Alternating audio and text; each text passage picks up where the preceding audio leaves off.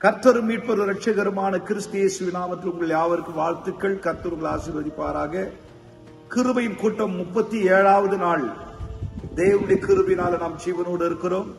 மாத கடைசியில வந்திருக்கிறோம், வார கடைசியில வந்திருக்கிறோம்.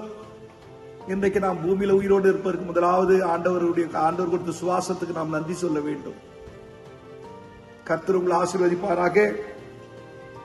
யோனா 4ஆம் அதிகாரம். இயேசு கிறிஸ்துவின் நாமத்திலே எல்லாரும் உபவாசமாய் கூடி ஜெபித்துக் கொண்டிருக்கிறார்கள். யோனாவுக்கு இது மிக விசனமாய் இருந்தது.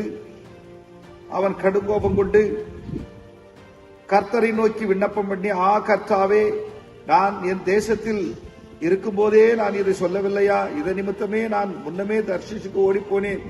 நீர் இரக்கமும் மன உருக்கமும் நீடிய சாந்தம் மிகுந்த கிருபையும் உள்ளவர், தீங்குக்கு மனசாப்படுகிறவர் என்று தேவன் என்று அறிவேன். பாத்தீங்களா, யோனா ஆண்டவர் எப்படி அறிந்திருக்கிறார்? தீங்கு செய்தால், பாவம் செய்தால் அவர்கள் மீது தேவன் இறக்க வைத்து காப்பாற்றுகிற தேவன், அந்த பாவத்தை விட்டு விடுவிக்கிற தேவன் என்று யோனா அறிந்திருந்தார். இன்றைக்கு நம்முடைய வாழ்க்கையை கூட நம் பாவங்களிலிருந்து சாபங்களிலிருந்து மீட்கப்பட்டிருக்கிறோம். காரணம், அவர் நம்முடைய தீங்குக்கு மனஸ்தாபப்பட்ட தேவன். இருக்கட்டும், இயேசு கிறிஸ்துவின் நாமத்தினாலே யோனாவுக்கு என்ன கோபம்னா, நினைவே பட்டணத்தை அழிக்கிறேன்னு சொல்லிட்டீங்களா, அழிச்சிருங்க அப்படின்னு மனுஷிகமா யோசிக்கிறார். கர்த்தரோ தெய்வீகமா யோசிக்கிறார். ஆகினாலே அதனால்தான் சொன்னாரு, உன்னுடைய நினைவுகள் என்னுடைய நினைவுகள் அல்ல, உன்னுடைய வழிகள் என்னுடைய வழிகள் அல்ல அப்படி சொல்லி. அன்பு தேவனுடைய பிள்ளைகளே, இப்பொழுது கர்த்தாவே, என் பிராணனை என்னை விட்டு எடுத்துக்கொள்ளும். நான் உயிரோடு பார்க்கலும் சாகிறது நலமாயிருக்கும். அதற்கர்த்த நீ எரிச்சலாய் இருக்கிறது நல்லதோ? இப்போ கர்த்தர் சொன்ன வார்த்தை என்ன? நினைவே கவுத்து போட்டுருவோம்பா, நீ போய் செய்து கொடுன்னாரு. கொடுத்தாச்சு. நினைவே கவுத்து போடல, அந்த பட்டணத்தை அழிக்கலன்னு சொல்லிட்டு இவருக்கு எரிச்சல் வந்துருச்சு. அதுதான் ஆண்டவர் கேட்கிறாரு, நீ எரிச்சலா இருக்கிறது நல்லதோ?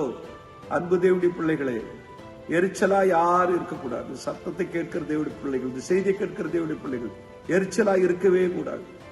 சபையில குடும்பங்கள் எரிச்சலா இருக்கக்கூடாது. ஊழியக்கார குடும்பம் எரிச்சலா இருக்கக்கூடாது. கர்த்தரை நம்புகிற பிள்ளைகள் சாந்த குணத்தோடு இருக்கணும். எரிச்சலா இருக்கக்கூடாதுன்னு கேட்கிறாரு. யோனா எரிச்சல் அடைகிறாரு. எரிச்சலா இருக்கக்கூடாதுப்பா அப்படி சொல்றாரு. சொல்லிட்டு அதுக்கு பிறகு அந்த சம்பவத்துல ஒரு ஆமணுக்கு செடியை உண்டாக்கி உடனே முளைக்க வச்சு உடனே அவனுக்கு நிழல் கொடுக்கிறாரு. யோனாவுக்கு நிழல் கொடுத்தோன்னு நிழல்ல இளைப்பாடுறான்.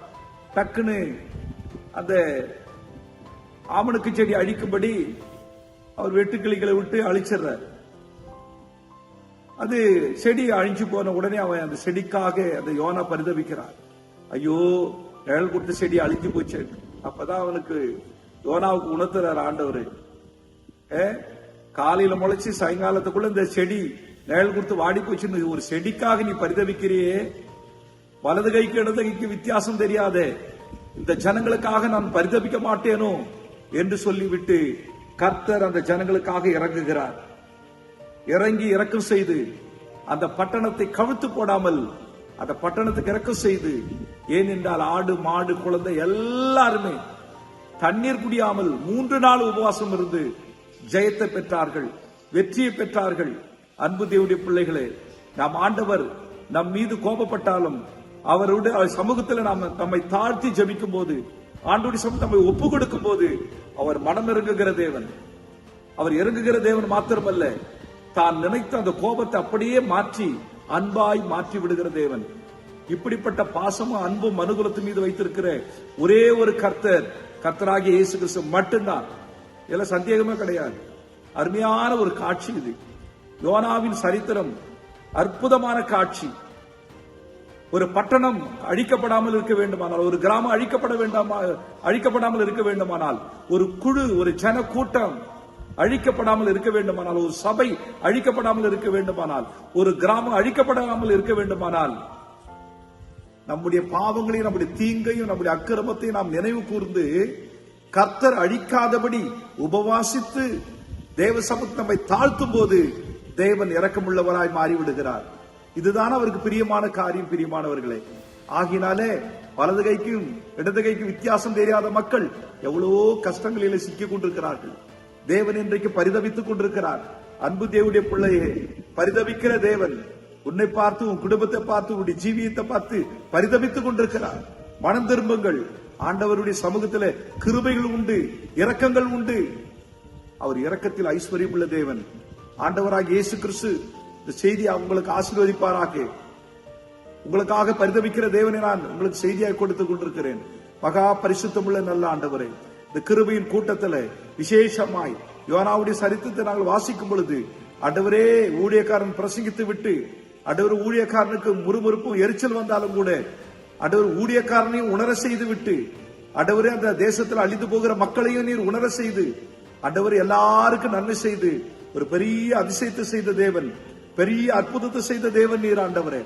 இந்த காரியம் எங்க தேசத்தில் கூட நடக்கட்டும் ஐயா. எங்க தேசத்தின் மீது இரக்கமாயிரும், எங்க சபைகள் மீது இரக்கமாயிரும்.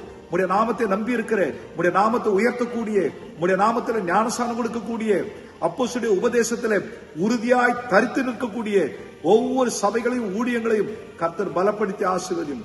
உடைய நாம மாத்திரம் மகிமைப்படட்டும் ஆண்டவரே. ஏழைகளுக்கு நீர் பாராட்டின இரக்கங்களுக்கு, கிருபைகளுக்கு கொடாகொடி ஸ்தோத்திரம் ஆண்டவரே. இயேசு கிறிஸ்துவின் உயிர்த்தெழுந்த நாமத்தில் வேண்டிக் கொள்கிற நல்ல பிதாவே, ஆமென்.